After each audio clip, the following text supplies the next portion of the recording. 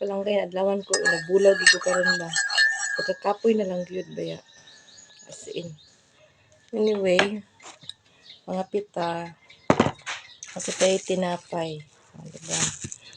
Karon sa mga siguro mga hapon magluto ko og ginataan. Diba? Kaya nakapalit ko kagahapon og saging na 3 ka kilo nya kay ang uban hinog naman gid siya tanan pero di pa gid siya ina nakahumok kaya kuan pa lang siya o nang gahi pa matigas pa so ako ni siyang banana kihon and then maginataan ko unyang hapon di ba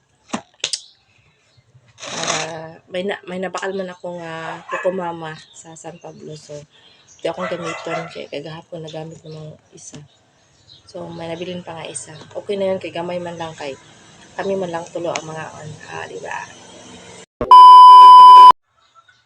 Kanang tambok ka ika, pero food is life. di ba? Kaunta. Wala siya ginataan.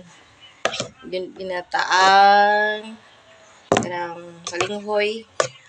Wala siya mga binignit. Will not, ano lang use other term, binignit na lang. Binignit ni siya ang atong ingredients or maragkit nga dugay na siguro napasaw na ni siya nya tagaan kog balinghoy kagabi ni Ate Basyon. Salamat kayo Ate Basyon. And then nagpalit sa ko og saba. So tulo lang ka sabaan niya duha ka balinghoy niya. Nadaghan man ako ang bugas. Ano siya iyang ending. Diba? Init sa kayo Init pa kayo kay bago panghaon. Itong dalawan. Bawa siya agop-op.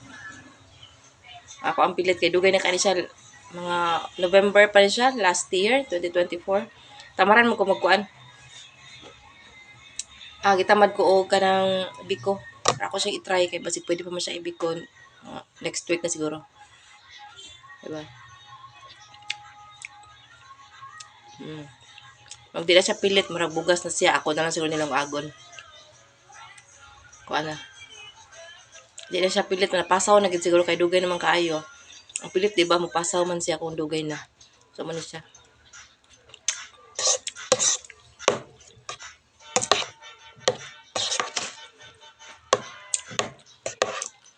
Init pa kayo.